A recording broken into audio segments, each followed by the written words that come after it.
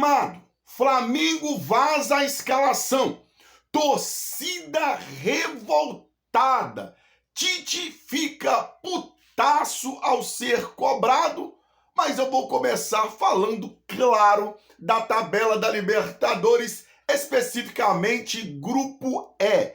Grupo do Flamengo que agora só depende dele para se classificar. Isso mesmo, nação. O Flamengo só depende dele mesmo para se classificar. Então, se nós vencemos o Bolívar hoje e vencemos o Milionários no outro jogo, estamos classificadíssimos para as oitavas de final, claro, na segunda colocação, bem provável, até porque o último jogo do Bolívar é contra o Palestino, lá a 3.680 metros. Então, o Grupo E está assim. O Bolívar tem 10 pontos com saldo de 6 gols positivos. O Palestino tem 7 pontos com saldo de -3. O Flamengo tem 4 pontos com saldo de 0. Ou seja, se o Flamengo vencer hoje por 1-0, empata com os mesmos 7 pontos do Palestino, porém com um saldo de gol, enquanto eles têm -3. E o último jogo é Flamengo e Milionários, que só tem 3 pontinhos, não almeja mais nada. Nem Sul-Americano eles conseguem, mais nada. Está desclassificado. E Bolívar enfrenta o Palestino. Poderiam até pensar em fazer um jogo de amigos e, de repentemente, o Bolívar entregar, mas se entregar, o Flamengo pode golear aqui e tirar o saldo de gols dele. E se empatar, não dá para o Palestino chegar. Ou seja, estamos nas oitavas. Claro, gente, contando com as 2 vitórias do Mengão.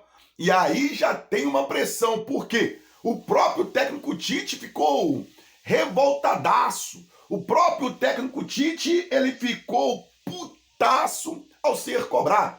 Isso, o técnico Tite foi questionado acerca da pressão que o Flamengo tem em vencer o jogo. O técnico Tite ficou putaço. Não gostou de ser cobrado, deu uma desculpa meio esparrapada lá, que jogar no Flamengo já é pressão. Eu concordo que jogar no Flamengo já é pressão. Então não tem esse negócio de pressão não, cara. É negócio de maracanaço, essas coisas aí, não vai rolar. Vou mudar de assunto, vou falar aqui de revolta da torcida. Isso mesmo. Rapaz, a torcida do Flamengo está revoltada e com o Tite. Por quê? Por que, Flamundi? Porque o técnico Tite, mais uma vez, ele não escalou o Matheus Gonçalves. Na verdade, mais uma vez, o Matheus Gonçalves, ele está fora. Nem relacionado para a partida ele foi. E os torcedores não entendem porque o canhotinho bom de bola, o técnico Tite, nem deixa o menino nem no banco de reservas. E daí, rola uma pressão em cima do Tite, a torcida tá revoltada, não entendendo. Cara, assim, é complicado. É complicado, não é entendível, né? Porque o Matheus Gonçalves não fica nem no banco, nem no banco. Se o cara não entrar, tudo bem, mas nem no banco, eu acho muito estranho também, tá? E claro, como eu aprendo muito com os seus comentários, eu quero que você comente aqui, porque eu vou responder todo mundo também, gente. Eu demoro, mas eu respondo. A questão é, você concorda com o técnico Tite em não utilizar o Matheus Gonçalves nem no banco de reservas?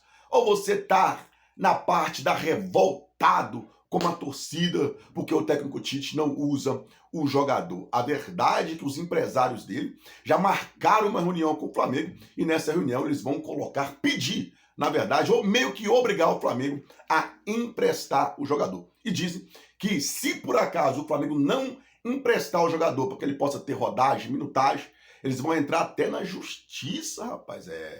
Porque o jogador não está sendo utilizado, vai alegar praticamente aquela mesma situação do Marinho lá. Enfim, sei lá o que acontece. Só sei que...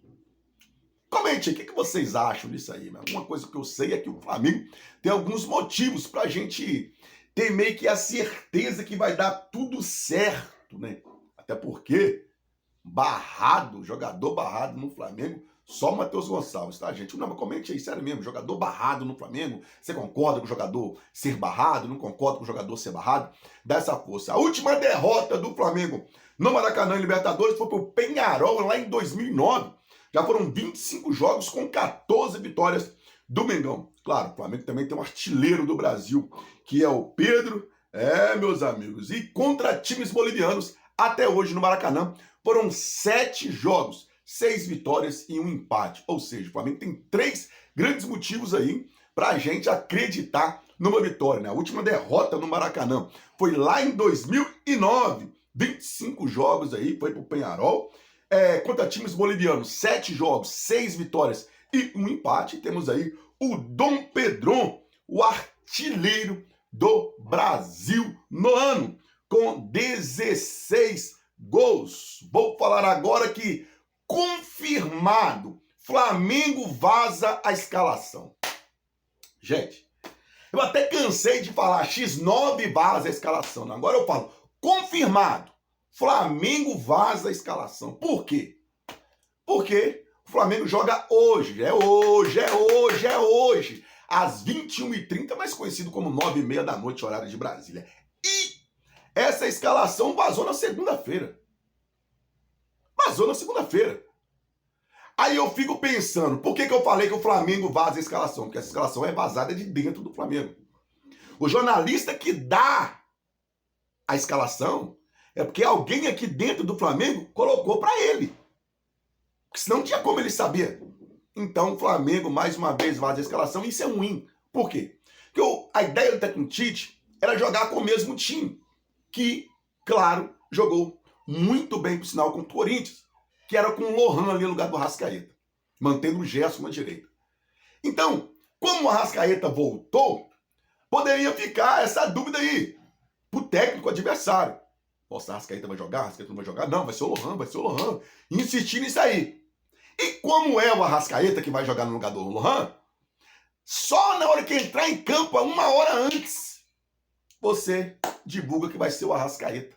Mas não, desde segunda-feira já vazou que o jovem Lohan vai dar lugar ao Arrascaeta. Então, cara, é complicado, né? É complicado uma coisa dessa, né? É muito complicado. O Flamengo vaza a escalação mais uma vez. Não tem como você surpreender o adversário, não tem como você surpreender o técnico adversário. Eu acho isso nojento, acho isso arriscado, acho isso que atrapalha o clube. Enfim, mas agora já vazou e o time do Flamengo que vai entrar em campo contra o Bolívar hoje, pela Libertadores da América, pela Copa Libertadores da América, pela Libertadores 2024, é Agostinho Rossi no gol, Guilherme Varela na lateral direita, Fabrício Bruno, Léo Pereira na zaga, com Ayrton Lucas na lateral esquerda.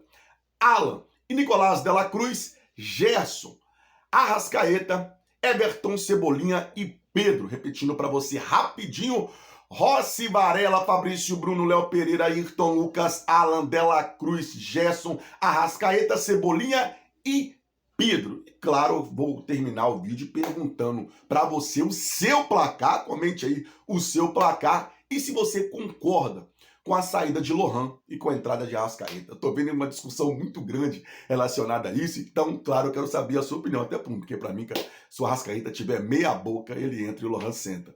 Mas tô vendo pessoas falando que o momento é do Lohan e que o Arrascaeta tem que ficar no banco pro Lohan. Não, aí pra mim é o final. Parem, vou trazer de uma vez. O Arrascaeta ficar no banco pro Lohan, mano, pelo amor de Deus, pelo amor de Deus. Essa é a minha opinião, mas eu quero saber a sua. Mesmo que você discorde, comente aí. Você prefere o Lohan? Vai saber. Eu, claro, o Arrascaeta de muleta, ele entra e o Lohan senta e assiste. Comente. Um beijo. Mengão é show, mas Deus é mais. Tamo junto, nação.